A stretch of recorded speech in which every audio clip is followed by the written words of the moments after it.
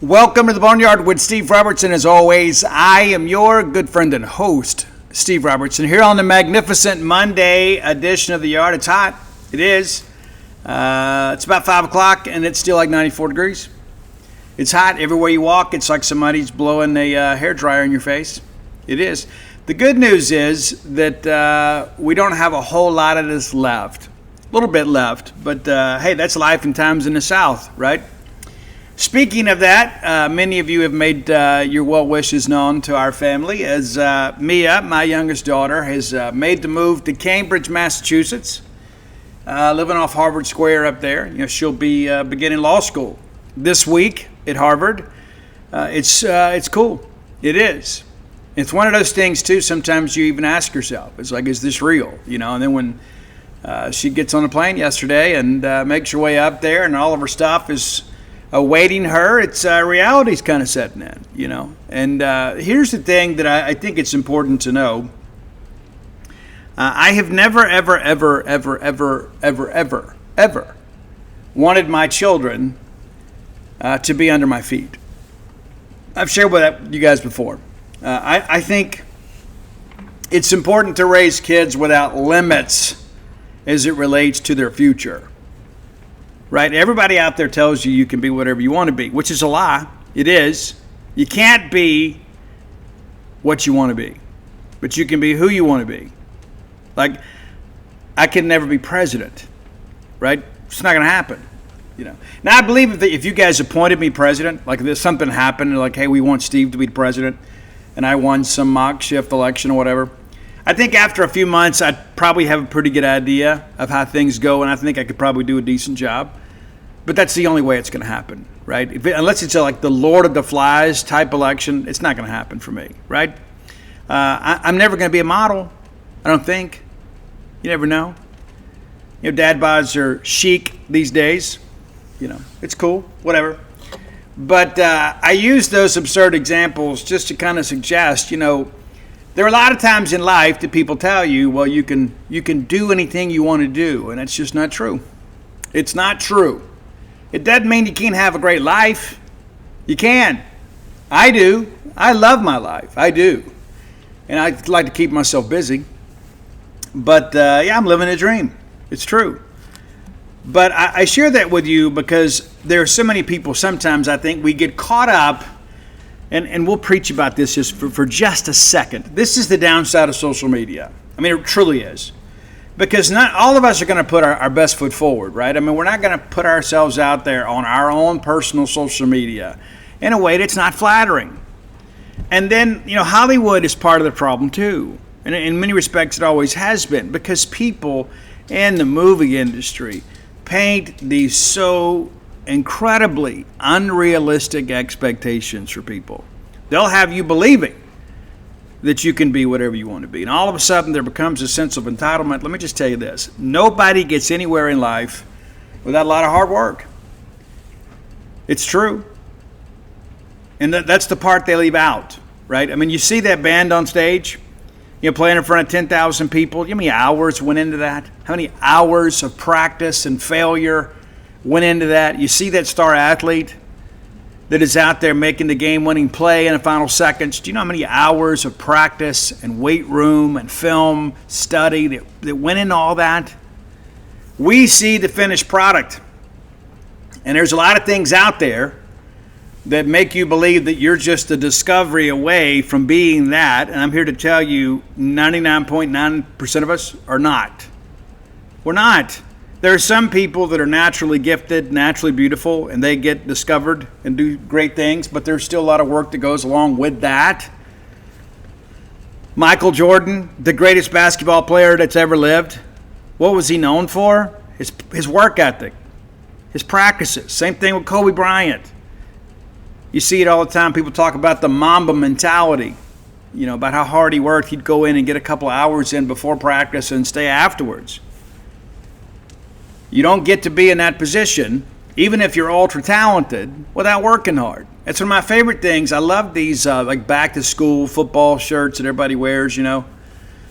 It's hard work beats talent when talent doesn't work hard, right? Because there's a lot of people out there that can go download Pro Tools and they can put together a single and put it on iTunes and they can have some semblance of success, but that doesn't mean that they're going to be rock stars some days. And again, I got a lot of friends that are trapped in music, and I mean that as honestly as I can portray it. I got friends of mine that have been in music their entire lives. They have no other marketable skills. They're very skilled and talented at what they do, but nobody's buying records anymore. If you don't go out and perform, if you don't go out and play the live shows, if you don't go out and sell your merch, you're not going to be anyway successful. You're not going to be able to maintain a lifestyle as a professional musician without live performances. That's why you've seen so many of these bands from the 80s back on the road again with some semblance of the band. There's always 2 or 3 new members because they got to go pay the bills. Their kids are in college. Their kids are getting married. They got to pay for all this stuff. It's a little different dynamic. And so the world has changed, and there are a lot of people out there, of course, and again, that know nothing about the music industry, and I know just a little bit, but here's what I do know. It's like every time that they send that limo to pick you up, anytime that they put you up in that suite, anytime they give you those great accommodations, that's just an advance on future royalties. I know some bands from the 80s that to this day have never received a royalty check because they are so in debt to the record company. And people are always like, hey, I wish we could get new music from this band. Well, most of them are still under contract with labels that don't want to go invest in a new album. And so you're stuck being a nostalgia act. And so everybody has a challenge in life, every single one of us. And I share that with you. I think it's important, right? I think it's important to know that. Again, I think one of the worst things, I love Netflix, I do. But man, one of the worst things is like some of these Netflix things, man, they paint such a picture that it's just not in reality. It's not reality. I mean, they have you thinking that everybody is out there, living in $500,000 house or greater, that everybody's driving a luxury SUV, and all of a sudden it makes you feel worse about your own. I wish that was me. Well, it's not even them. And it's important to understand that. See reality for what it is. And I grew up a guy in small town Mississippi, and that was always my dream. I want to move to California, make it rich, be famous. That was always what I wanted to do.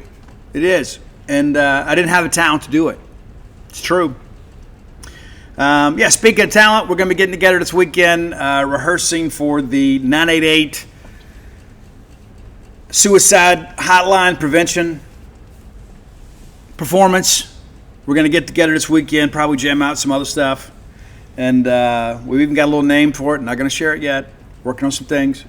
But yeah, we've kind of committed that some of us, not all of us, some of us that are performing this, we think we want to make some more music together when it's all said and done. That's what we're thinking, And so you never know. You never know. May have something original that we record and put out and have some fun with. But no, I'm not going to be a full-time musician ever again in my life. It's not going to happen. I'm too old for that. That's not to say that I wouldn't go sit in with some people or maybe do some, play a few dates every once in a while, open for some other folks. You never know. Why limit myself, right? But, we went out and saw our buddies, met over the weekend at Storage 24 down at Howlin' Mouse and had a great dinner at Martin's and then walked over the parking lot at the Howlin' Mouse. Had a great time. There were some up-and-coming bands, kind of sludge metal, if that's your thing. And then our buddies in Storage 24 put together a great set. I videoed the anger management performance and put it out there on Twitter and Facebook and TikTok and things like that. Last time I checked, we had over 10,000 views. And that's the way that I see that, how I can help them. Not just me being there. Number one, to get that first big hug from Fred off stage, because Fred's my buddy, right? I love being able to go and watch those guys perform, and Fred shouting me out from the stage. That stuff's super cool, man. It is. Those guys are my friends, but they're also out there doing something to keep the Mississippi rock scene alive, right? But I've got a platform, and the way I look at it is like, hey, you know what? Fred, Matt, those guys are my friends. And so, I can use my platform to showcase their talent. And you know what? If you're my friend, I'll showcase yours too. It's just like when we did Rock Vegas. We had Ryan Purser, who is going to be performing with us for the 988 cover that we're doing. And Ryan had a band called Four Way Stop that was super cool. They opened for Hardy at Bulldog Bash here a couple years ago. They also opened Rock Vegas for us, and super talented guy. And I've always wanted to work with Ryan. I mean, his love for the Bulldogs and love for music is infectious, and he now lives in South Louisiana, so he's making up quite the trip to come be a part of this. And so I share those things because I think there is a potential for us to kind of bring the music scene back in Mississippi. And I've read Blake, our drummer, also a part of this, former drummer for Blacktop Ridge. Blake and his family had tickets to see 311 in Tupelo, and the concert got canceled. And so I say that to say this. If we want cool things to happen in Mississippi, we got to get out and support them. We do. We had a sellout crowd for Falling in Reverse in Biloxi here a couple nights ago. That's cool, right? Appreciate you guys from the coast, even though you probably had some folks from New Orleans that came up and were part of that. But when we get rock shows, and it doesn't matter if it's a rock show or not, whatever your genre of choice is, whenever a band that you love is coming to town, you got to get out and support them. You do. Number one, they need the gas money. But number two, you never know when they're going to stop touring. But if we want to keep getting great bands to come to Mississippi, you got to get out and support them. And I choose to do it also on the grassroots level. I hope that you'll join me. It was good seeing a few of you out at How and Mouse. Yeah. Super cool night, man. Saw a lot of folks. Saw our buddy Lance Gamble down there. Lance is right down front in the video. But yeah, it was a good time. And so we'll do it again. We'll do it again soon. And I'll give you guys updates again this Saturday. We're going to get together and have our first rehearsal. And you never know, we may jam some stuff too. I mean, you get a bunch of guys together with guitars and drums, and you get a rehearsal space. You want to take advantage of that. And so you never know what could come from that. You know, we might bang out some, I don't know, Everything Zen or something. I love Bush. Love Gavin Rossdale. So maybe we'll do that. We'll see how things go. Let's thank our friends at Bulldog Burger Company, longtime sponsors of this show. We love Bulldog Burger Company, and we've loved them for a long time. We have. Since they opened the flagship here in Stark Vegas, I have been a frequent customer of Bulldog Burger Company. I love it, man. I do. All these years later, like there's some places you're like, well, I kind of want something new. And we do have some new places, but man, I can always depend on Bulldog Burger Company. I'm not taking a risk when I go there because I know the level of service, the level of culinary arts, atmosphere that I'm going to get when I go there. You put your feet under their table, they take care of everything else. Get the spring rolls as your appetizer, kind of get the party started early. It makes you better looking, everybody around you better looking. And find a great restaurant quality hamburger that feeds your hankering the day. Maybe you want that BLT salad. I prefer it grilled. You may like it fried. I'm not judging. I'm not. But find your own favorites. 3 great locations to serve you. University Drive in Stark Vegas, Gloucester Street there in Tupelo, Lake Harbor Drive in the Richmond Flowood area. Get the chocolate shake to go. You'll be glad you did. You can ride that ride home with a smile. Bulldog Burger Company, the place where people go to meet. MEAT. Okay. Mississippi State scrimmaged over the weekend. We were not able to attend. Some of you were, and don't think that doesn't chap the hide a little bit, you know. I think we could probably broker a peace. You know, it's like, hey, we're not going to shoot any video or take any pictures, but we'd love to be able to watch. Many of you were able to go, and we appreciate your contributions on the genespage.com message board, just kind of sharing what you saw. And we get it. I mean, it's kind of the untrained eye, but listen, hey, the fans' point of view is important.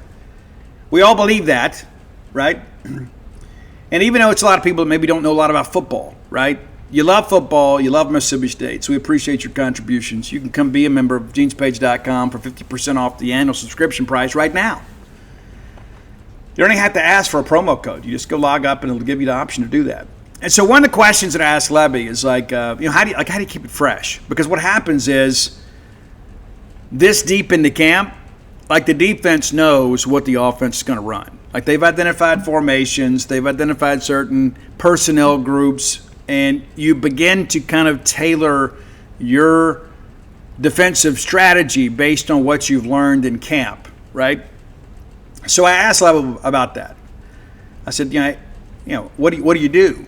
What do you do to kind of keep it fresh? So Leb says, and quote, the installs have continued to build as we move through camp. The call sheet today was different today, both sides of the ball, than last week. That's natural. We're trying to create some stress for them, make it as hard as we can right now. So when we get to game plan, they're able to dial into that. It streamlines it, it makes it easier, end of quote. And so basically, what Leb is trying to do here is prevent kind of what we just described. Is you see the same plays over and over and over again. I remember, like it was yesterday, my first year playing Pee Wee football, right? Played outside backer. We had a guy named Corey Williams that played corner. And Corey and I had kind of figured it out. There was a play called 7 split 7 that the offense ran. So we knew the primary receiver was going to be Calvin Newsome. We knew. And so we kind of took turns kind of getting out there covering him. Like even as kids, kind of figured it out. We knew where they were going with the football, so let's get out there and see if we can't make a play. And that's what happens. And so that's kind of what Leb is talking about here. So maybe our defense has seen us run 7 split 7 several times. And so we're going to change the call sheet up. Number one, to keep the defense honest. But number two, the bigger part of that, defensive coaches need to see how guys react to certain stimuli, right? And so this is what you've seen, but it may not be necessarily what you're taught, right? You need to make sure that you understand your positional responsibilities no matter what the play call is from the offense. You got to execute the defensive call. And so as a defender, rather than you just kind of cheating the process, and so I know what they're going to run here. Now, you'll do some film study in season, and you'll figure some things out. Of course, there's always wrinkles that people add that are opponent-specific week to week. That's an aspect of it that you're going to see. But when you know each other as well as your offense and defense does, things can get a little bit stale. So that's kind of what Leb's talking about here. We just kind of flipped it up just to kind of change it up, just to make sure people knew the calls, knew their responsibilities, and they weren't just kind of riding on their recent experiences. We talked a little bit about progression with Leb. Did you see some progress from one scrimmage to the next? Leb says, yeah, you do with a bunch of the guys. Sitting in this chair I'm sitting in, you want more. That's not ever going to change. The stress is regardless of who's out there, ones, twos, or threes. End of quote. We'll pause it right there. That's the definition of good coaching. Like, you can't accept poor execution from your twos and threes and then expect your ones to take you seriously. Everybody has to be held to the same foundational standard. Because if you start dogging it with the threes, then they begin to realize, hey, well, these snaps aren't meaningful at all. If I'm not going to get coached, then I'm in the wrong place. How do I get better if I'm not coached? And that's kind of what we're getting at here. The stress is the stress, regardless of who's out there. Resuming the quote, the stress is being able to execute. There's been growth for a bunch of guys, and there's a bunch of guys who have to get a heck of a lot better. That's where the strain is. That's Dan Moen, 3.316. That's part of coaching, part of leading, and trying to find ways to get the most out of them and get them where they need to be, end of quote. Leb's still been kind of reluctant to identify certain players, kind of rising above. One of the things that I have been told is that Cannon Boone may be the most improved offensive lineman on the team. And I would say going into the final 2 weeks of camp, he's probably your starting center. That's one of the things that I was told, is that he has just kind of really got a fire in the belly. He's firing off the line. And I don't know that I expected that. I thought he would be in the mix at one of the guard spots. I didn't think it would be center. I mean, we go out and we get Kobe Keenum and you go get Brennan, and you think, okay, well, you went out and got two centers in the portal. And then Cannon Boone, and I don't know if it's just the, feeling the heat of new competition, if it's the urgency of being a senior. But it's like he said, you know what, I'm going to take this. This is my opportunity. I'm not going to just give this away. And there's a lot, with Luke Work sliding in at left guard. I mean, there's a lot of competition for those interior spots. We'll see how things go. One of the guys that Leb and certain offensive players and defensive players have mentioned, one of State's first portal commitments. And I remember when he committed, I called and spoke to Coach Glenn Davis, former Mississippi State assistant, been at Colin forever and a day. Jerron, of course, had spent last year at Old Dominion, had a tremendous year for them. And I was wondering, right, is this a guy that has the potential to be a two-deeper? Could he compete for a starting role? Is he a special teams guy? What's he going to be for us? And everybody I talked to said the guy's just a ball player. And he was too good to be playing at Old Dominion. And now he's at Mississippi State. And he continues to be mentioned without provocation by your Mississippi State coaches and players. Hey, who's kind of stood out to you? That's a pretty standard question in press conferences when we talk to the players. Hey, who on the other side's kind of stood out to you? And then we asked some of the guys on our defensive line, who's kind of stood out to you? And so Leb himself kind of points it out. Leb says absolutely a guy like J-Man, that's Jerron Manning. He's played a bunch of ball. He's been very productive. He's going to have a great year for us, excited about who he is and where he is right now, end of quote. So when you begin to kind of work through all of this, right, the puzzle of 22, as we call it, it is evident to me that Jerron Manning is going to have a seat at the starting table. And we talk about, the secondary. And again, I think at times last year the secondary may have been unfairly maligned just because of the fact they had to defend for so long. Not to say that I expect the corners to be great. We just need them to be good. They had some ball games that were pretty good. There were other times, too, they had to go out there and defend 6, 7, 8 seconds. And I don't care who you are, where you're from, or what your pedigree is. When you got to do it that long and when you can't get pressure on the quarterback, eventually you're going to make a mistake. And we knew we had to go get at least a safety. We ended up getting more than that. But it appears Jerron Manning is going to be a guy that you need to be familiar with. Isaac Smith has mentioned him.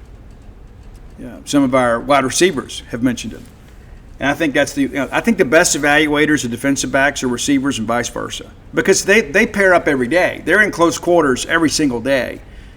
They share positional reps. They share one-on-ones. They do team drills. And so, those are the guys that they understand who they can gain separation against, and they know who is difficult to cover.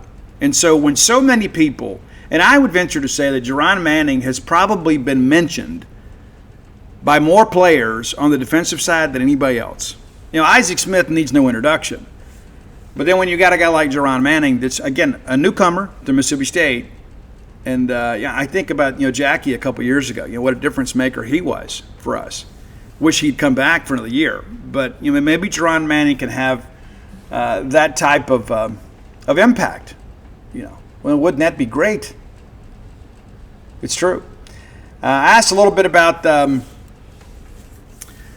Brennan Thompson and Anthony Evans. These are guys that were kind of handpicked by Bumpus and Levy. And obviously Brennan Thompson is a guy that we think a lot of because we've seen in the media days. Guy didn't have a ton of production. Got a lot of potential, but not a lot of college-level production. Some people are like, all right, well, let's see it, right? And so I kind of asked Levy, kind of pushed him a little bit to give us kind of a declaration of his expectations. And Lev says, my expectation for those two guys is they won't be good players. They'll be great players for us. I love their skill set and how they've attacked every day. They practiced. They've taken care of themselves. They've had really good production. Excited about both of those guys, end of quote. That's what you want to hear from your head ball coach, especially when he is an offensive-minded coach that is very much reliant on the forward pass. And I was on a radio show earlier today, and that's one of the things that we talked about. This time last year, we thought Kelly Akari was going to kind of be the bell cow of that group. That's what we thought. Mario Craver obviously was a high school All-American. We thought maybe that he would have some opportunities. Probably had a better year than we expected. He's elsewhere now, and that's okay. Kevin Coleman was a guy that hadn't done a whole lot. He was highly recruited out of high school, but he hadn't done a lot in college. And he became kind of a product of the system. Levy and Bumpus got it out of him. And I'm sure Eli Drinkwitz and the folks at Missouri, they'll know how to utilize him too, right? I wish we had him back. I do. The next step in this process, though, is for us to find the next Kevin Coleman. Now, I don't know if there is a bell cow receiver right now. And I don't know if you need a, quote, bell cow receiver. You know, earlier today, I've watched a lot of Mississippi State football over the weekend. I love the fact that you can watch, like, condensed games on YouTube and just pull them up, and you can watch a full game in under an hour. Love it. Love it. I went back and watched that 2020 game against LSU. First game of the Mike Leach era. And, you know, we had so many players that stepped up, like Osiris Mitchell, right? Osiris was a guy, people forget this. We signed him after signing day. Do you remember that? It's true. We did. We signed him well after things were done. And part of that is because we had to make sure he was going to be a full qualifier. And it took him a little time to kind of get things together. But Osiris Mitchell, I mean, goodness gracious, you know, this is a guy that kind of took a step forward a little bit in 19, a little bit.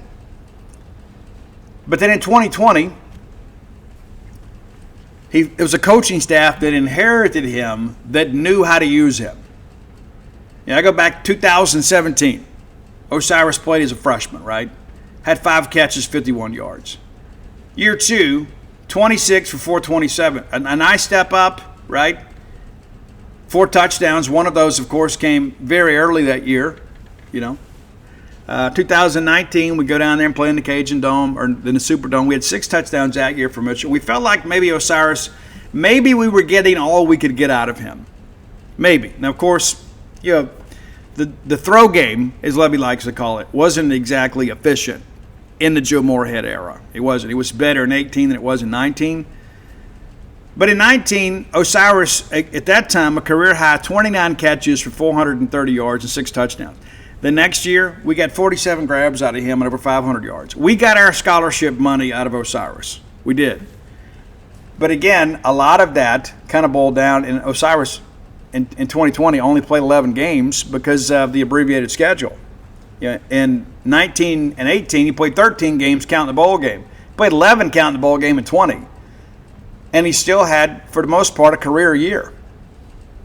And so I use that as an example because of the fact Mike Leach and his staff, number one, were in a pass-happy scheme, but they also knew how to utilize him. You go back and watch that 2020 LSU game and how we used Osiris outside the numbers, and we threw the 50-50 balls, and he was the guy that we could bring at times on the crossing routes against man coverage. And because of his length and his great catch radius, he could be a real weapon for us. And he was. And so now that's where I think this thing is with Levy, with Brennan Thompson. Like when you go back and look at what Oklahoma did offensively last year, and all those receivers get mad and leave, right? It's like, I'm not playing in this. And so Brennan Thompson's a guy that's been underutilized.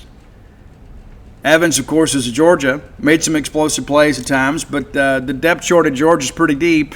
You know, it's like I go back and think about Tyrell Shavers and the way he played for us in that 2020 LSU game. Didn't last long, but I think you're going to see a similar development path for these newcomers because they came here for the reason of playing time. They weren't run off. They weren't processed out. Those are guys who are like, I got to go get into a scheme where they're going to throw the football. Well, I'm sure we want to run it a lot more than we did last year, but it is evident to me, you know, based on what we have done in recent years, that if you want to be a wide receiver and you want to go out there and get several targets a game, this is going to be an offense and a football program that you're going to be interested in. It makes perfect sense. And so this is like the final week of camp, right? So scout team will kind of start getting set up this week. We talked about that with Lev a little bit too, you know, kind of getting that settled and then kind of settling your two deep. And the depth chart for the Southern Miss game will be out next Monday. Probably out right before Levy meets with the media on Monday. And we still don't know what our media opportunities are for this week. We'll have some. I doubt we see any practice, and if we do, it'll be very abbreviated. It will be. And, yeah, I wish we could get out there and see more of that stuff too. But even when Leach was here, as open as he was, those opening 2 weeks of camp. Once we got into pre-camp, which was the last week of camp before game week, we were restricted then too. So we didn't have the opportunity to see any team drills or anything of that nature. But the reality of it is we are now basically a week away from game week for ourselves. There will be some games this weekend, as you guys are aware, and some high school games will get kicked off this weekend. I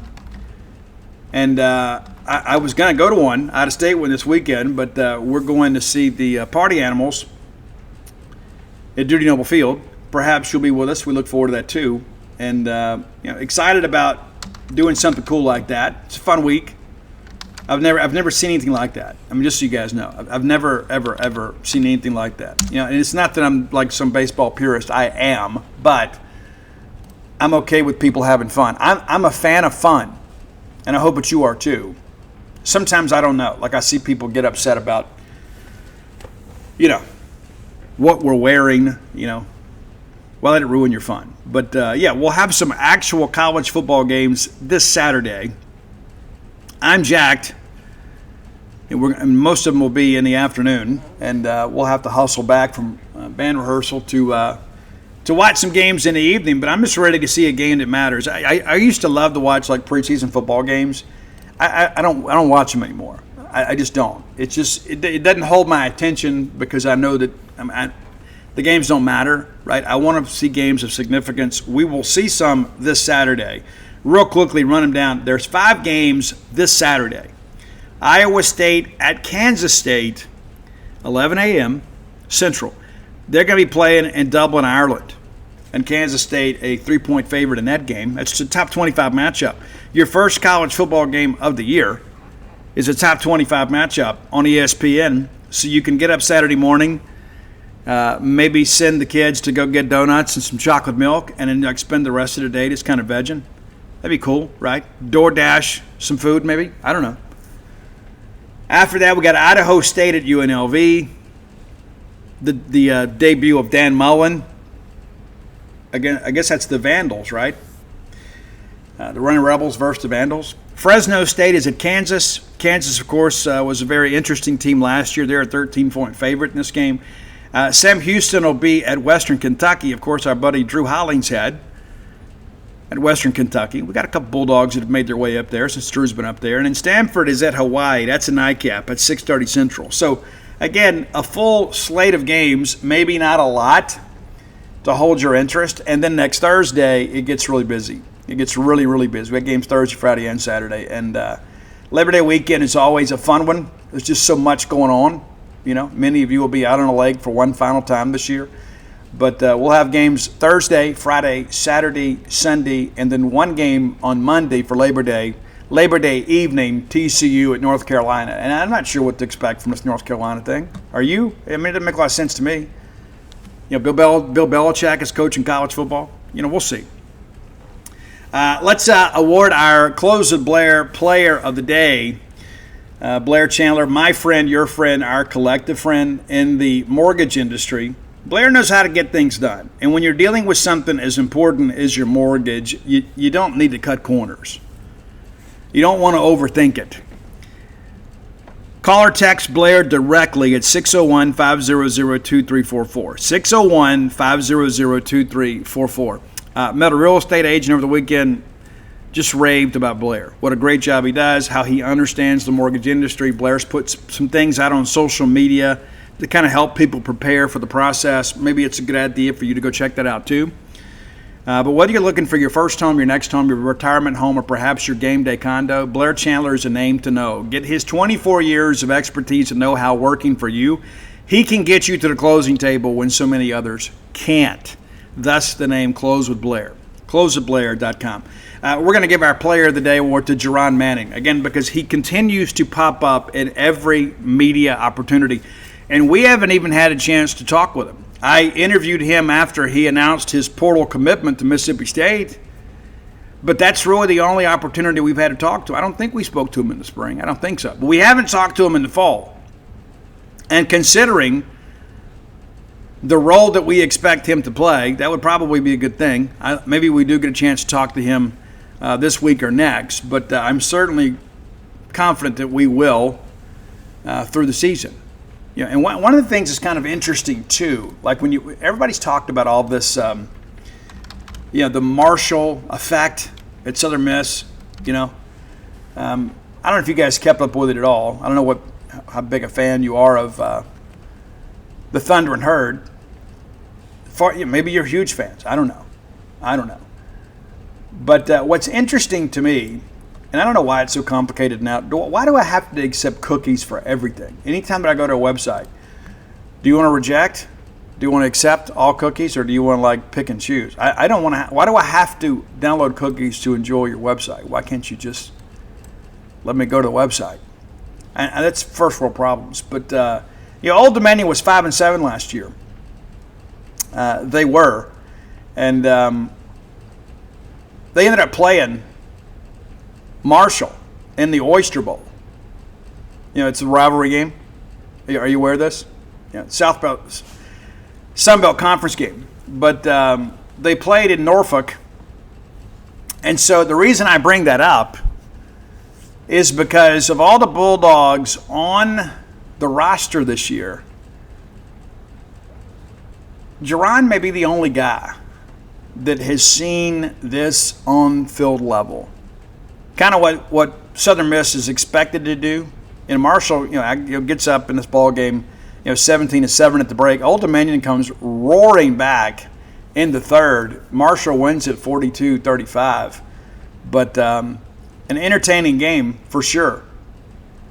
But I just think about the fact that Jerron Manning has gone through a game week just to kind of see what those guys' concepts they ran. I think that could be a valuable piece. Like if you're Coleman Hutzler, and I'm sure they've already talked about it. Jerron would be like, hey, I played against these guys last year. You kind of know the tendencies of a quarterback. All that stuff I think is very important. But I think it's an interesting dynamic when you have had to spend a week to prepare for a team that maybe perhaps your teammates have not. And so I think there's some valuable insight that could be drawn from that experience. Maybe you see it differently, but I think Jerron could be a guy, he knows what Braylon Braxton looks like on the field. And they gave him a little trouble. He was 13-24, three touchdowns, but they only sacked him the one time. But I just think there's probably some knowledge in the head of Jerron Manning that maybe you don't see, and that's just kind of what I'm thinking. He is a guy that has been a part of this. The preparation, the game film could be a little bit of an advantage for Mississippi State. Now, the flip side of it is, of course, Jeffrey Pittman is down at Southern Miss. Was not with us in the fall, but he was with us in the spring last year. And so that's an aspect of it too. So there's probably going to be some insider information on both sides of it. So, and that's your player of the day, brought to you by closewithblair.com. Okay, time for today's top 10 list, brought to you by Kalido Guitars. That's CALIDO Guitars.com. If you have not gone and visited Kalido Guitars, even if you're not ready to make a purchase, you owe it to yourself just to go look. Okay, just do some online browsing. You do it all the time, right? And sometimes you need a little motivation in life, right? It's like, you know what? I think I will pick up that overtime shift because I'd like to have a little disposable income because I want to go grab this new guitar that I saw at KalidoGuitars.com. I'm just trying to whet your appetite a little bit.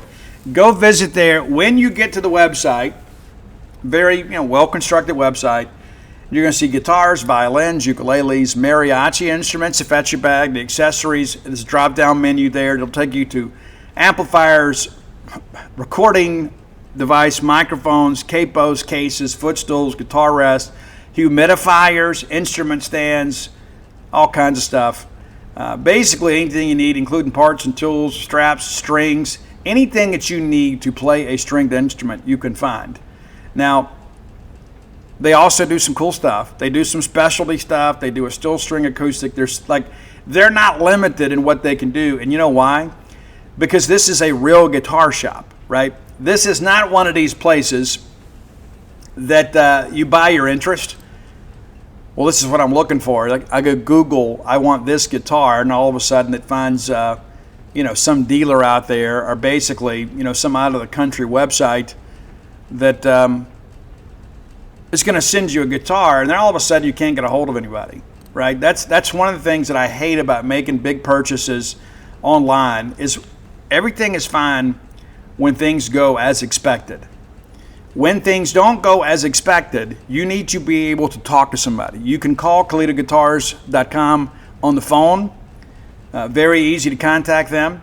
You can stop by their showroom in Lake Jackson, Texas, or you can just hit them up online, and you're going to have people on the scene with expertise, great customer service. I keep looking at this Steve Vai signature Ibanez because I'm an Ibanez guy. I keep looking at this, and I keep thinking, you know what? Maybe I should pull the trigger on this. Maybe. It's not a very expensive guitar, and of course, we get the Kinfolk discount. Let me give you some incentive too, right? Courtesy of Kalito Guitars. Promo code BSR. You know it well. Use it at Kalito Guitars, whether you do it in person, online, or over the phone. You just mention, hey, I have a promo code BSR. That gets you 10% off your purchase. It's true. In addition to that, you get free shipping. And if you don't live in the state of Texas, no sales tax. And then they're going to make a 5% donation to the Bulldog Excellence Fund to help Mississippi State put more competitive teams on the courts and fields of play. There's nobody better. Don't waste your time and effort shopping for guitar stuff anywhere else. Just don't do it. Stick with the Mississippi State owned and operated company, Kalito Guitars. All right, another suggestion. You guys have been absolutely red hot as of late, and I do appreciate that. Because a lot of times we get, hey, Steve, have you done Dokken? Or like, have you done Taylor Swift?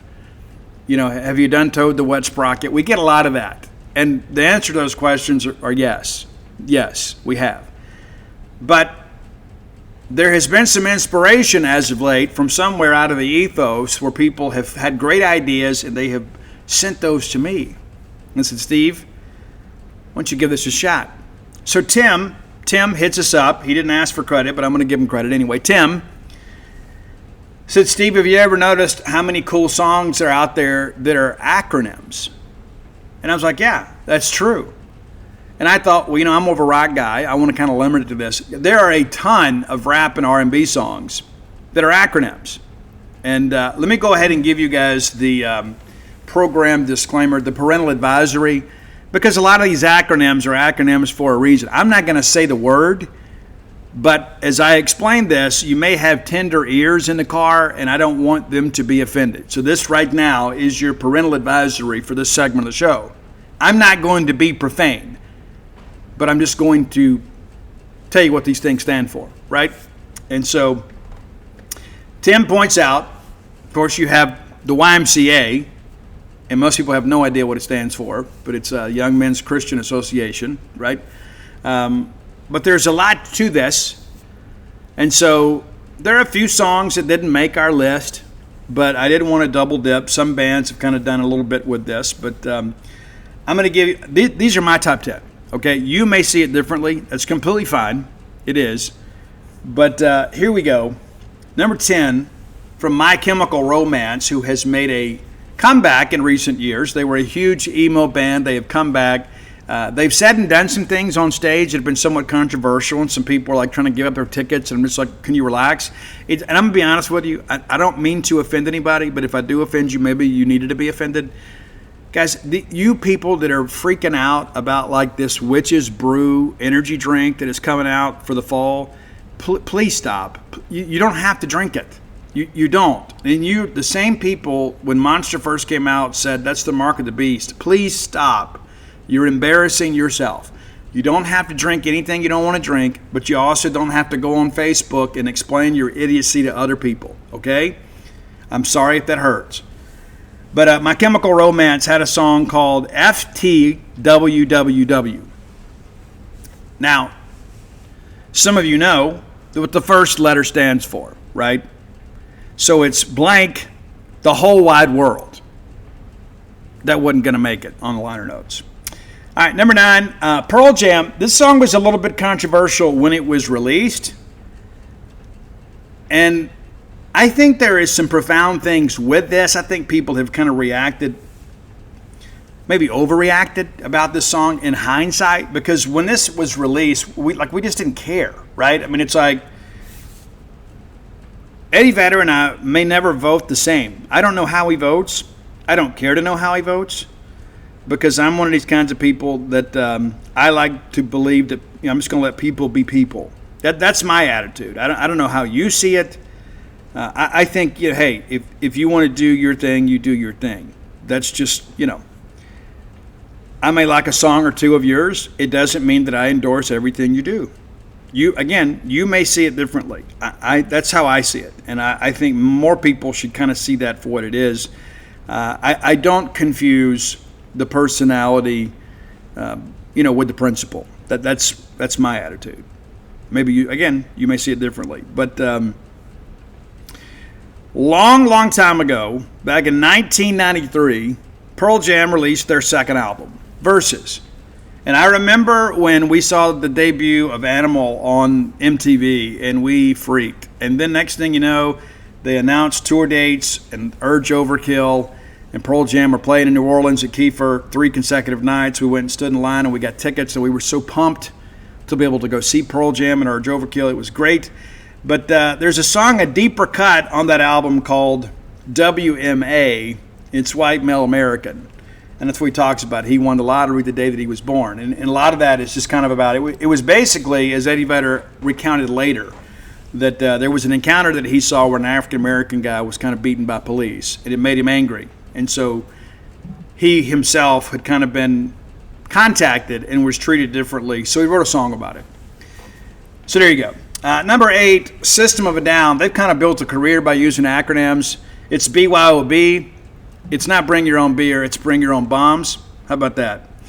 Number 7, there are a lot of bands out there that have done DOA, right? Van Halen's done it. There's a bunch of other people. I thought, to show that we have the ability to expand our horizons a little bit, that we would have, some bands from the 80s, 90s, and more recently the 2000s and 2010s.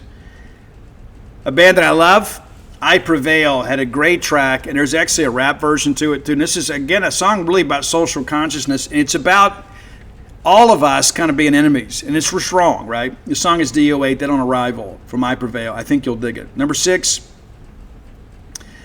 way back to the Stay Hungry album from Twisted Sister, right? And when this was out, this was like, when this album hit the shelves, people lost their minds. Number 1, you had Dee Snider with his outrageous look and, talking about anthems of rebellion. We're not going to take it, which is still anthemic. But there was a song on there called SMF, and you know what that stands for. And people lost their minds. And like in record stores, like they would put a sticker on the back of the CD, like where you couldn't see that. It's true, even though it was an acronym. Number 5, and this is one that's a little bit risque, qualifier. I think it's actually musically and sonically one of the better songs from Seether. The acronym is FMLYHM. You know what the first letter stands for, but the rest of it is Me Like You Hate Me. Again, you may not like the lyrical content, but the song is great. Kind of changing gears a little bit. No hate, more love. It's number 4 from the great classic, modern classic album, Take Me Back to Eden from Sleep Token. It's a little bit softer track. It's DYWTYLM. Do you wish that you loved me? And of course, you don't have to wish. You can just love me, right? And I'm going to love you right back. Number 3, a lot of people, there have been some controversy about this, and people have tried to back off of this and try to say it's really about Bill Ward. I don't believe it. I don't believe it. Going back to the early days of Black Sabbath, it's NIB. A lot of people love that. And what was the reported title way back when was Nativity in Black, right? And so that's going to be offensive to some people. So it made sense that it would be an acronym. And that's the thing. If it was an innocent thing, why would it be NIB? We almost put SATO on here from Diary of a Madman, but it's basically like Sharon's name. That's what it is.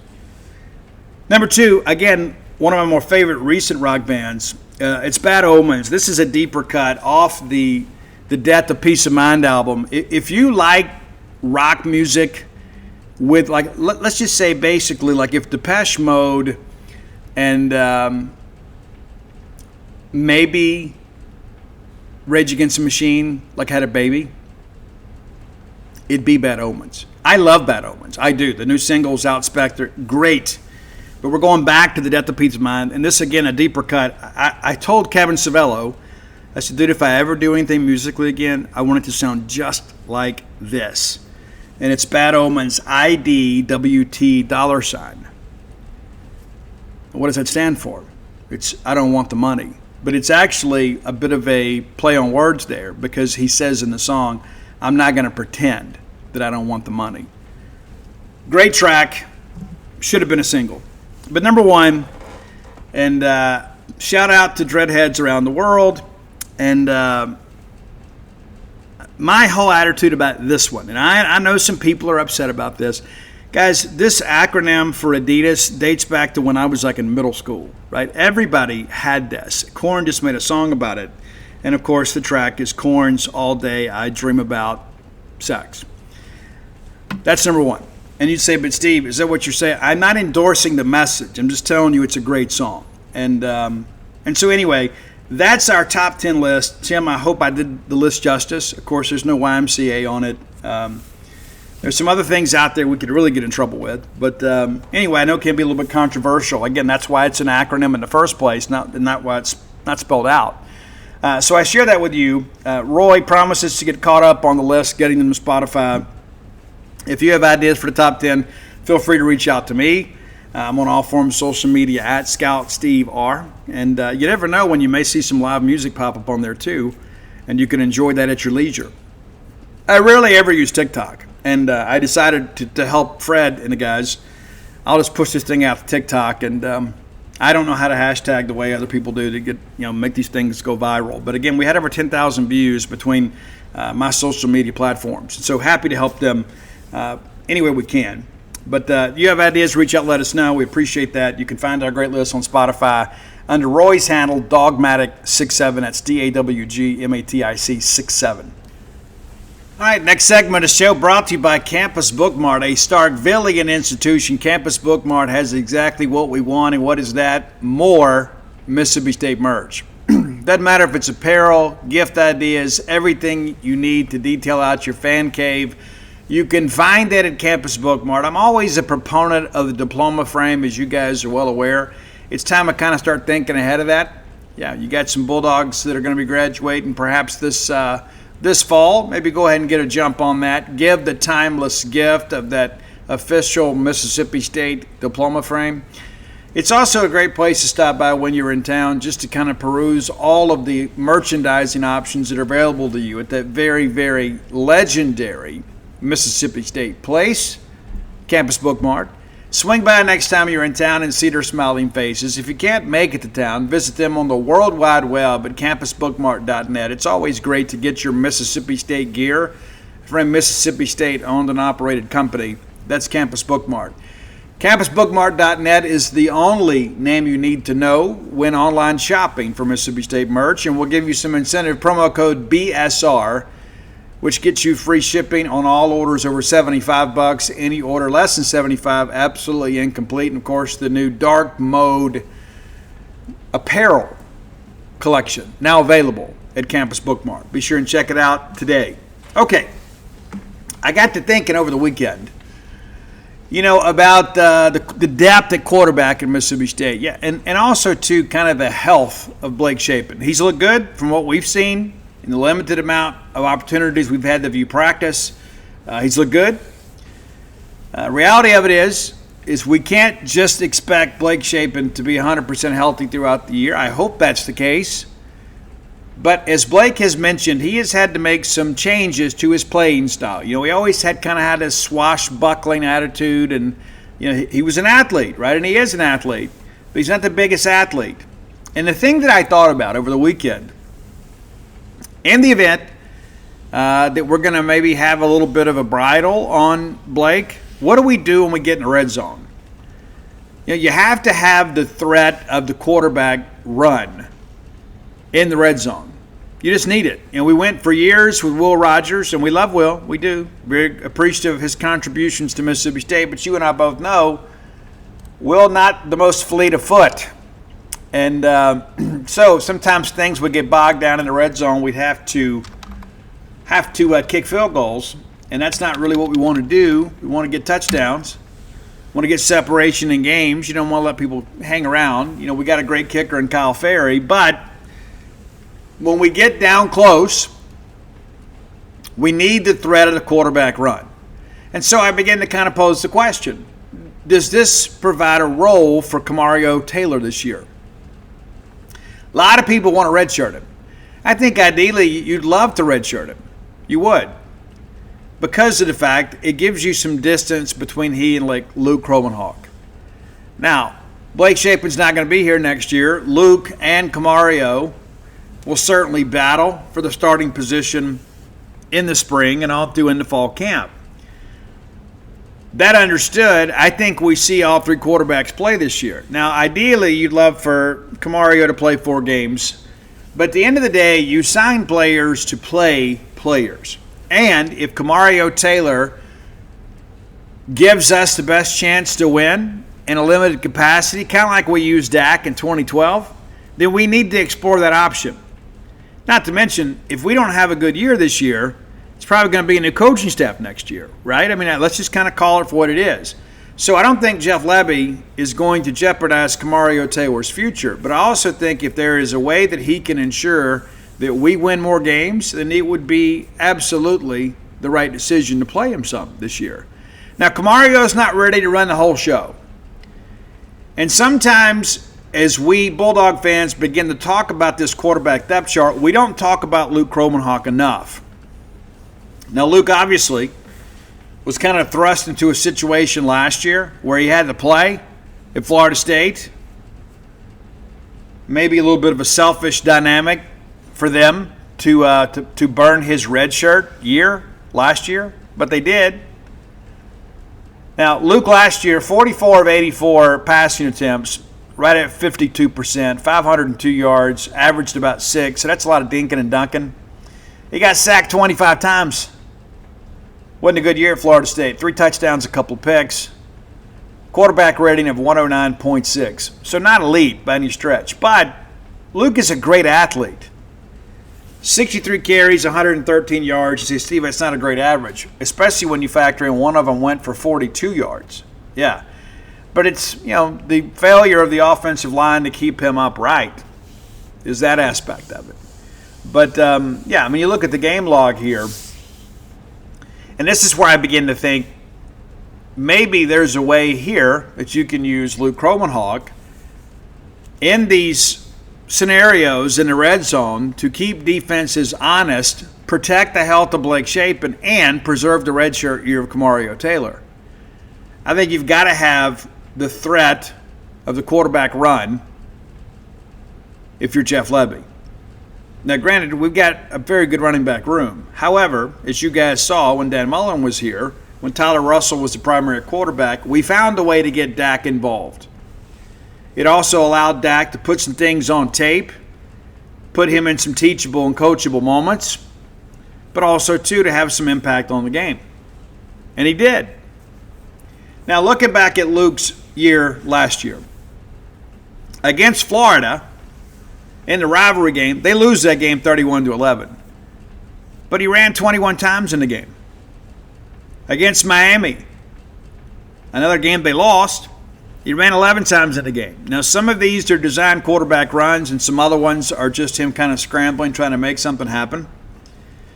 But the reality of it is we've got to find a way to make this thing work. And I think going into the red zone without the threat of the quarterback run in a spread-style offense is probably tipping your hand a little bit. If they think that Blake is no threat to run, then that gives them an 11 versus 10 scenario. I think that's something we've got to consider. And so you begin to kind of work that aspect of it. I think there is a way that you can get everybody involved and certainly get, again, some things on film for both Luke and Kamario to give them some real-time experience in situations where they can be successful. Of course, we'd love to get some separation in games and have those two kind of mop up in the fourth quarter. We'd love that, right? Let them get out there and experience what it's like to be in front of all the cowbells and all that kind of stuff. That's important. It is. Because you don't want either one of those guys going into 2026 without having some marketable experience. You absolutely need to do that. And if you're Jeff Lebby, yes, you need to win this year, but you need to put some building blocks in place for next year. You don't want to just have practice reps to base your quarterback decision on. I think you put them out there, let the bullets fly, and see how they respond. But as we begin to navigate through all of this, you begin to kind of ask yourself, too, with Camario, I think there could be like a David Mershon type approach to this. We knew once David Mershon got on the field, he was going to be a fan favorite. It's like once you put him out there, you can't take him out. And, of course, he gets injured, and we had to sit him for a little while. But, Mercy, obviously, played a little bit at third. It was kind of up and down. But when he got to short, he found his home. We certainly could have used him last year.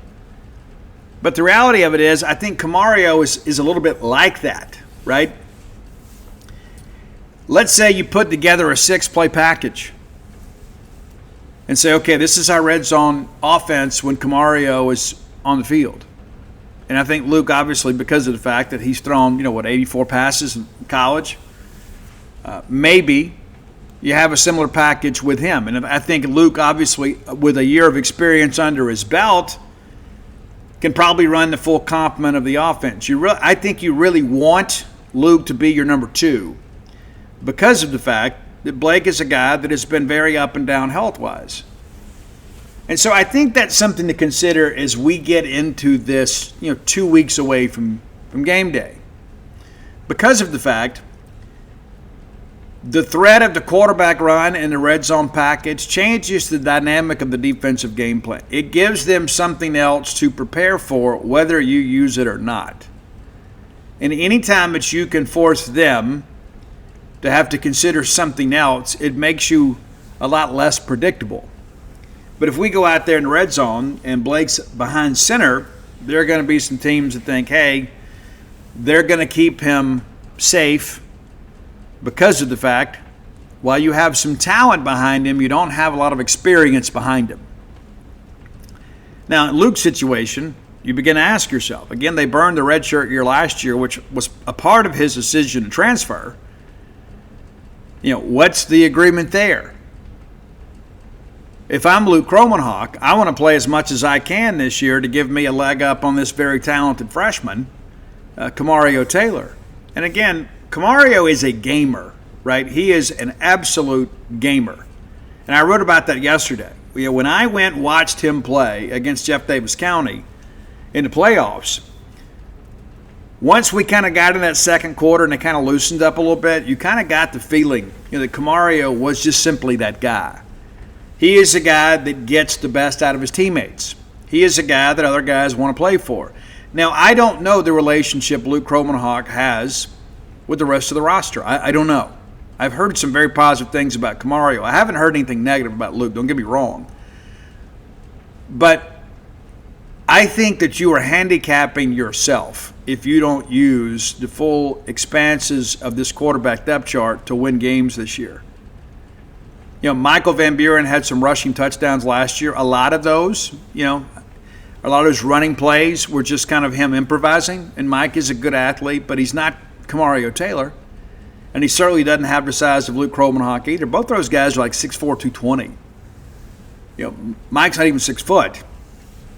And so there is just some physicality that comes with Luke and Camario that I don't know that existed last year. And it's one of the interesting things, too. Like when we went ready to go play Texas, and I'm sure you guys remember us playing that game, and it was a very intriguing game for about 2.5 quarters. I think you probably remember that. We just didn't feel like we had enough offensively to kind of pull this thing off, and eventually maybe the defense would wear down, and that's precisely what happened, just because of the fact that Texas defensive line was absolutely legit. I mean, they're a much better football team than us. But I thought we did some things schematically early in that game that maybe they weren't prepared for, that kind of caught them by surprise. And maybe you recall that. Chris Parson, of course, and again, there were some people that were suggesting that the current staff was much higher on Chris Parson than they truly were. There was a lot of that. And I don't know why that stuff gets reported. Number one, it's a lack of sources. But number two, a lot of people had a lot to say. But if you recall, Chris Parson had four carries for 20 yards in that ball game. And the thing that I go back to, again, giving defenses something to kind of consider, we came out there and we just kind of ran the football right at them. We did. Michael Van Buren also had a couple of runs too. And so we open up the game and we just don't throw the football. I mean, we didn't have to. The first play of that opening drive against Texas, we lose 3 yards, and then we get 5, and then we get 1, and then Booth gets 8. We move the chains on 4th and 1. 2nd and 10, Michael Van Buren gets off the right side, makes a very manageable 3rd and 3, and Van Buren goes again, moves the chains. 1st and 10, we drop back the pass for the first time, and again, we're already in plus territory.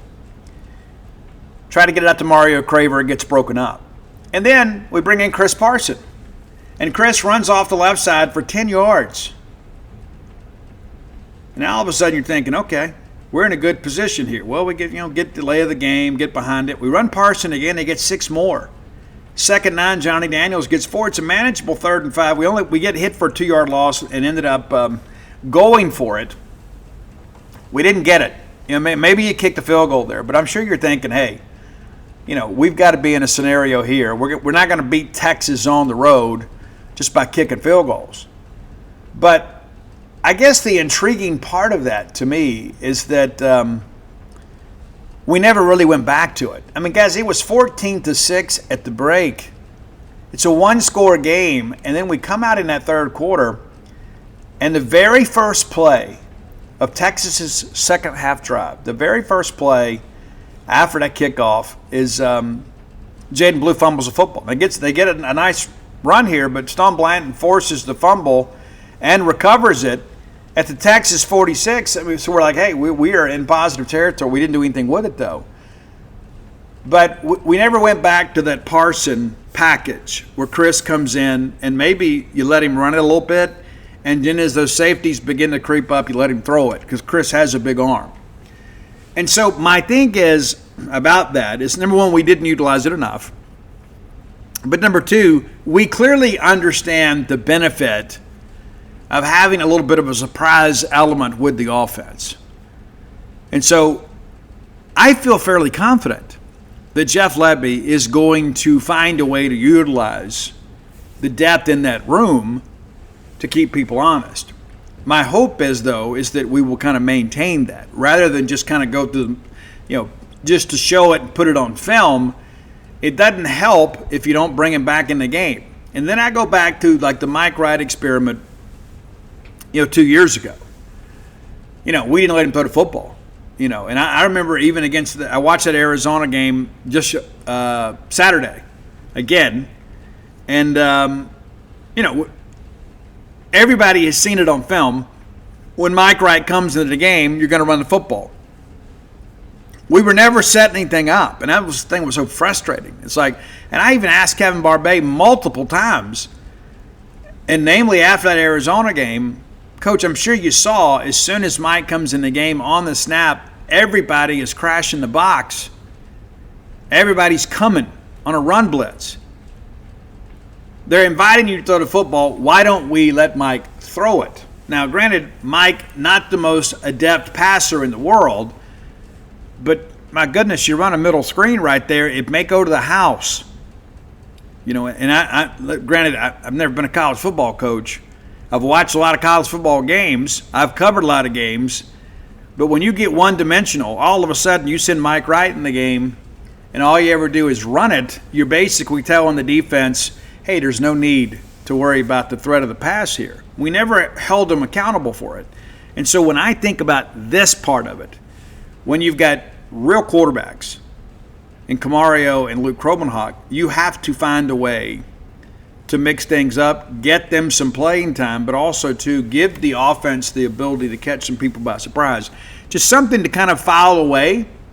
Now, we'll find out what happens against Southern Miss. And maybe the situation doesn't present itself against Southern Miss. I mean, certainly if you get separation in that game, you probably don't want to go out there and put that on film early and then tip Arizona State a little bit. If you can get through Southern Miss and win that game without having to employ these packages, I think that's probably a best-case scenario. But the Southeastern Conference is a line of scrimmage league.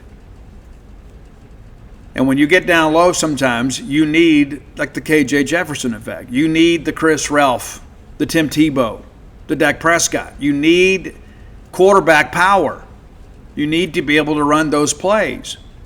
Run a little counter action, and next thing you know, the quarterback's just kind of following the lead blocker up through there and kind of making his adjustments as we go. But when you think about, again, I haven't seen Luke a lot, but when you look at what Camario Taylor is and can be, it just makes some sense here that we would take a guy that has consistently been a playmaker in his career, ran for over 2,000 yards in his high school career. I think 1,100 last year. Accounted for like a dozen touchdowns. When you have a player that explosive at your disposal and everybody on your staff is dependent on this program winning, you got to find a way to let your winners go win for you. And I can promise you Camario Taylor's not thinking about a red shirt. And it's one of those things now when you begin to kind of factor so much into the transfer portal, the normal rules no longer apply when it comes to freshman availability, right? I mean, you sign guys to play, and if they can help you win a game, you utilize them because they may not be here next year. And I think also, too, when it comes to engagement, keeping guys engaged and part of game plans, saying, okay, there's a good chance you're going to play this weekend. We got a package for you, and we want to give you that opportunity. I just think so much about like short yardage situations, too. And we feel like we've gotten better on the offensive line, still a work in progress. But when you begin to think about 3rd and 1, 4th and 1, 3rd and 2, 4th and 2, things of that nature, when you have running backs with the girth and leg strength of Fluff Bothwell, Johnny Daniels, and Davin Booth at your disposal, you run some zone read stuff and everybody's pinching in the middle, well, you may get outside and get a big gain out of it. It makes good sense to me to have this wrinkle in the offense. And Jeff Levy doesn't need me to be a consultant for the offense, right? But I think it's pretty safe to say there's a good chance that you're going to see some of these elements as Mississippi State gets deeper into the season. All right, final segment of the show brought to you by the Stark Vegas Clubhouse. We love the Stark Vegas Clubhouse. We stayed there for New Year's. We're figuring some things out now, and we'll see how things go. The family's getting bigger. It's more difficult for the oldest son and his bride to travel with 3 children, so we'll kind of figure some things out. Now I got 4 kids in 4 different states. So we look forward to the time that we can have everybody under one roof. Maybe play some games, watch some movies, but certainly break some bread together and just spend time together. Look, guys, your family is expanding too, and maybe your family is aging a little bit, and you begin to think about, hey, we need to get together more and do some fun things together. We need to get mom and dad with the kids, the grandkids. We need to do some things. You need to make that decision yourself. Google the Stark Vegas Clubhouse. When you do, their Facebook page will auto-populate. You can peruse all the amenities available to you and your guests. That's a full-service kitchen, the wet bar, the back porch area, the fire pit area, 6 bedrooms, 3 baths, plenty of parking, a lot of privacy, plenty of peace and quiet. We don't want you throwing a rager out there. We want you to just go have a good time being together, making memories together. You owe it to yourself. Just 5 minutes away from the Mississippi State campus. So if it's the ball game weekend, or perhaps you got some vacation time later in the year you need to use, maybe you come up for the doubleheader, right? You have the women's game on one night, the men's on the other. Spend a couple nights, just have a good time, right? What's life without fun? It's not worth living, if you ask me. But the reality of it is we don't get together enough. We say it all the time. Let's not make it lip service. Let's go make something happen. Now, when you Google Stark Vegas Clubhouse, there's going to be some booking options that pop up, Airbnb, VRBO. You can go that route if you want, but if you want to save some money, book through the Evolve website. That's EVOLVE, the Evolve website, and use promo code BSR10. You know that well, BSR, the number 10. Get you 10% off your stay just by listening to this show. What could be better than that? The Stark Vegas Clubhouse, the best place to stay in the Golden Triangle. All right. Kind of going to be potpourri down the stretch here. We are still waiting word on what the Duty Noble exhibition game is going to be. Like, we know that we're going to go play at Florida State. That game sold out. Okay, now you probably could get some tickets as we get a little closer on the third-party vendor side.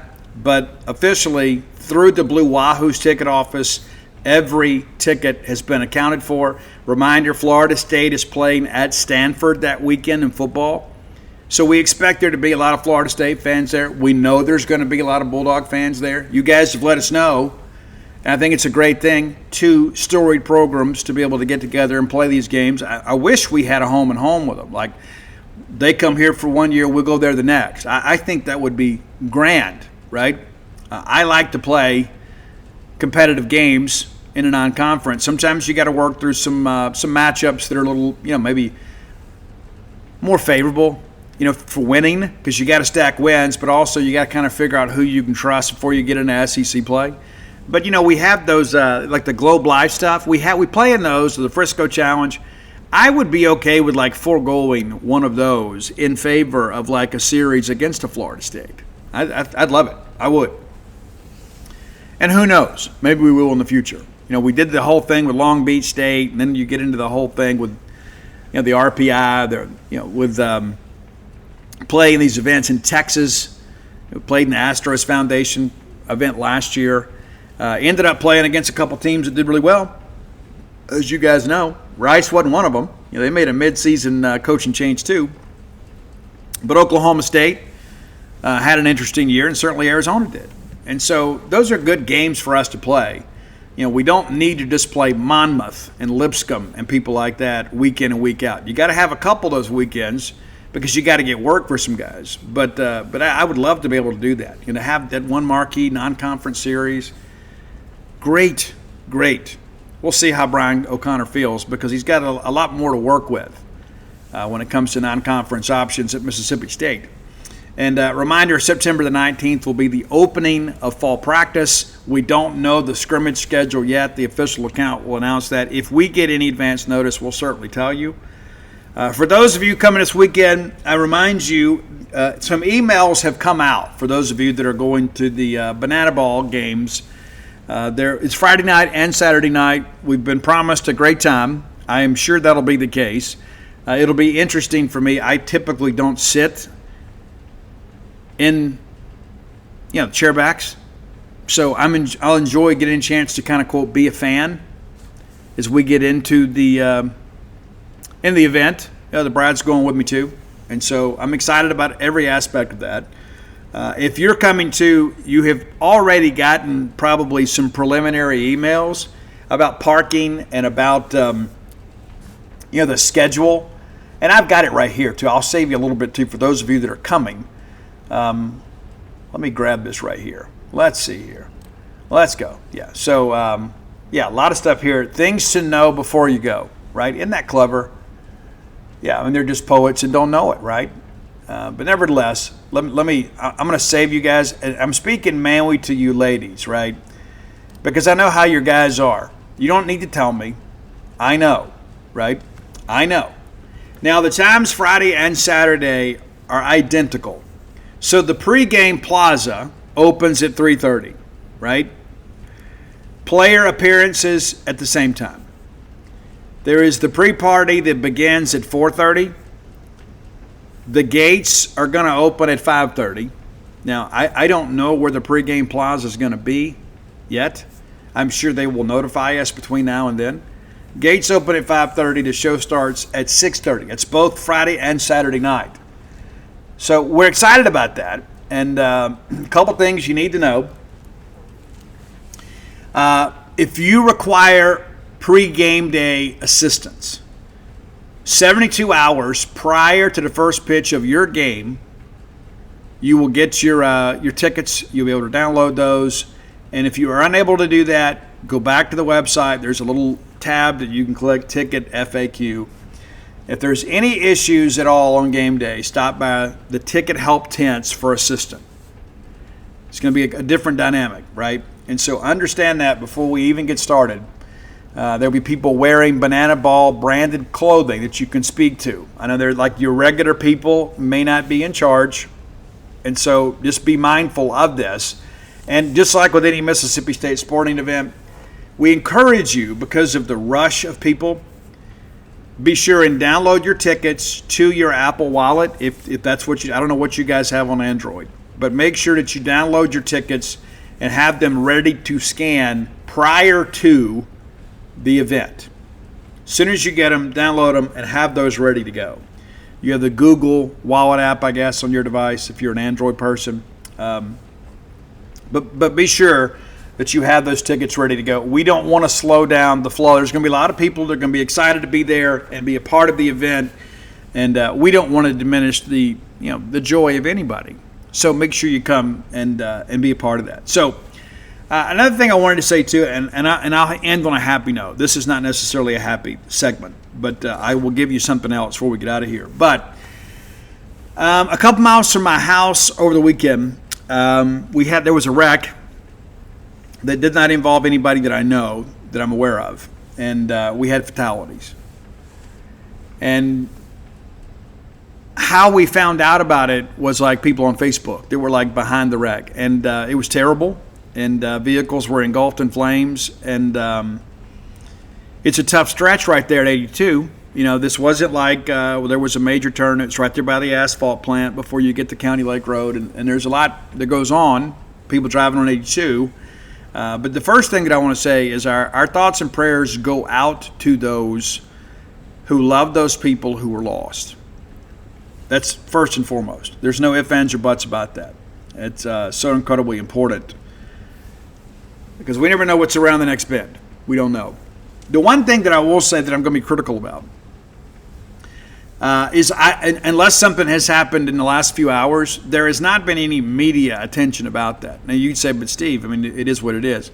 Well, the night that it happened, the Starkville PD, and I give those guys a lot of credit, they tweeted out that, hey, that first responders are working an accident on 82. Guys, the whole point of news is to inform the public. That's it. That is the only function of news, is to gather information for the public. And I don't know if it's just because, people were busy with their own weekends, but I felt, and again, if somebody did something that I'm aware of, I have searched social media extensively, the media let us down. And let me tell you why. Not that we needed to know the names of the victims. That's not our business. However, we have friends and neighbors, and we have people that we love that are first responders, and the last thing they need is when they're working a very dangerous work site where there has been fatalities. We need to get the word out for people to avoid the area. And eventually they shut 82 down right there at 25. And so then people kind of circled around and went to 182, or they found alternate routes. And but a lot of that could have been helped if we had done a better job getting the word out.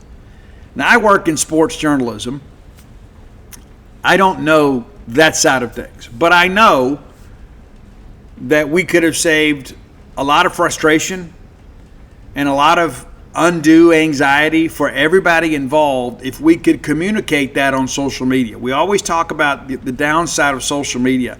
In times of crisis, social media is invaluable because a lot of times you don't know where to look for stuff. But so immediately you go to Twitter or Facebook or whatever, hey, what's going on with this? And you can find something, right? But again, I had some friends that were behind the scene, and so stuff just kept piling up and piling up and piling up and piling up and piling up. And again, we have people that are kind of risking their lives in the service of others. And then there are other people that are kind of sitting there in these traffic jams that, somebody tops a hill or whatever, and they're not aware. And listen, we have law enforcement officials in this area that are absolutely outstanding. There are people that have been absolutely wonderful to me. When I've needed them, the police have always come, and I haven't been hassled in Starkville.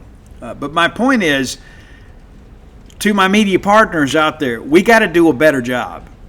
We have to do a better job in situations such as this to communicate news to our readers and to the citizens. And it's not just in Starkville. I'm just bringing this up, but and it's so interesting too. Like again, I don't know that side of the industry, okay, but if we're just going to be like aggregate news sources, like if we're just going to take, like I saw something over the weekend, like some guy got sentenced, whatever, and I was like, well, it was, in a neck of the woods where I'm somewhat familiar with those people. I'm like, I didn't even hear about this. I'm going to go, what was the case about, right? Couldn't find anything. Nothing about that. But I could find about 10 different news agencies in Mississippi aggregating the report from state government. That's it. Guys, that's not journalism. We don't even need journalists for that. What's the point? And I'm sorry, if you don't want to have a regular schedule, then go sell insurance. All due respect, our insurance agents, right? But my point being is that I really felt that we were let down. And again, I got some people that are messaging me about what a mess it is, that you got people just kind of piling on top of each other. Thankfully, there wasn't any other incidents, but it's like you got first responders out there at a tragic event dealing with things that I hope I never see in my life. And then on top of this, they're having to kind of deal with all this traffic stuff, and I think we could have done a better job ensuring that people avoided the area. And I don't know, we use Amber Alert and Silver Alert and things like that, and maybe perhaps there needs to be some type of alert on our phone systems that let us know, hey, Highway 82 is closed at 25. That's just me. But I just felt for, number one, the families having to deal with that. I had some people, of course, when the first reports come from Facebook, right, when people are there kind of seeing what the situation is, not being nosy, but they just happen to be there at the same time, saying, hey, Starkville folks, check in. And then next thing I know, I'm reaching out to some of my neighbors, that live near me. I say, hey, I don't know what I don't want to make you panic or anything, but maybe you can check on your folks if you had anybody heading home here. And unfortunately, somebody I know is connected to one of those that was lost. And so I just think we can be better. This is not a chance to just sit here and gripe and complain and cast aspersions and allegations at people. I just think in situations of the human interest, we need to get these information to them. And small town newspapers in Mississippi, God bless you. But when there is something like this going on, do not put it behind a paywall. That's wrong. That's beyond your mandate. I think you should not monetize an emergent situation when you're trying to get information out, really on behalf of the police department or the sheriff's department or Mississippi Highway Patrol. That's really the function. It's not about your little notices about, hey, we're going to do bluegrass and arts and crafts this weekend and there'll be face painting for the kids. Hey, you feel free to put that behind the paywall all you want. But in matters of public interest, we've got to do a better job getting the news out. Okay, so hearing some interesting things on the football recruiting side about some guys that maybe we had gotten a no from back in June that planned to be with us in September for a game or two. And as we get closer, we'll share that information with you. But there's some guys out there currently committed to other schools that are still keeping the lines of communication open with Mississippi State coaches and staffers. And that's important to understand. There's still, it's about 4 months before the December signing period opens. So we have time to kind of make an impression or perhaps change some minds. But it is something that we are monitoring.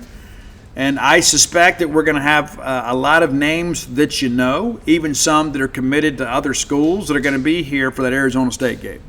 And I remind you, too, that is going to be the unveiling of the LED lights. And the videos that we've been shared have been spectacular. I'm excited. I know you all are excited. It's nice to see us take a step forward with the game day atmosphere. It has been something that has been needed for a long time.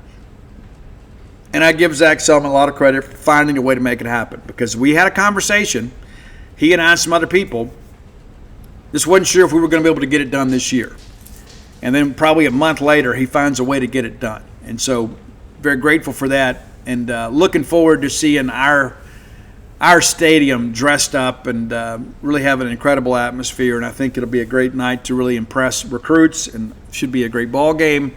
And we should have a near capacity crowd, if not a full capacity crowd. So if you're on the fence about coming, please come. Please come.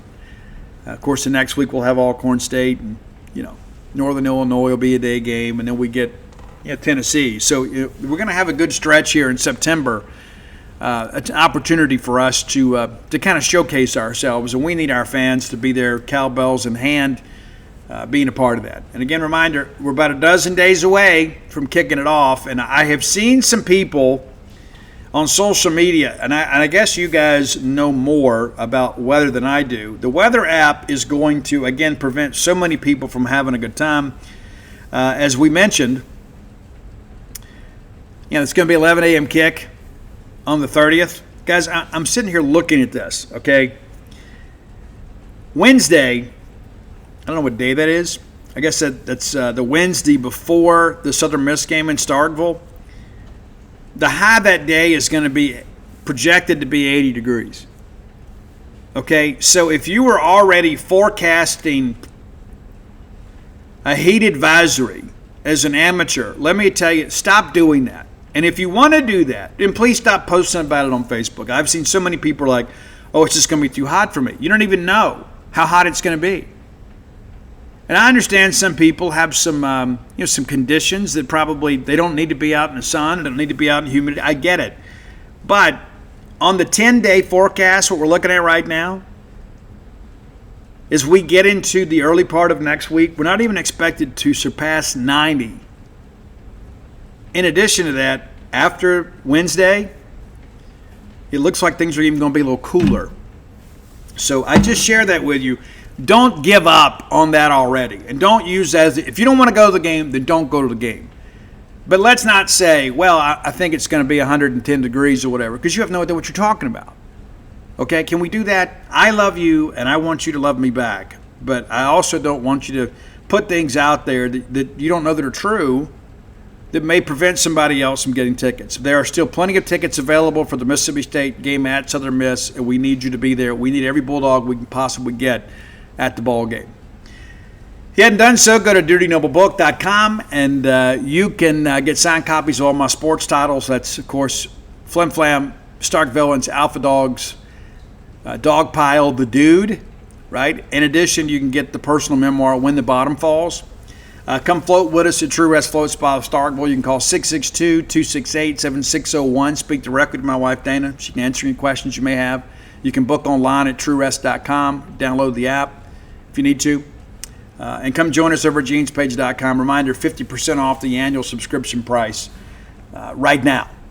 But until next time, let's all live our lives in a way we make more friends and enemies, and people can see a difference in the way we live.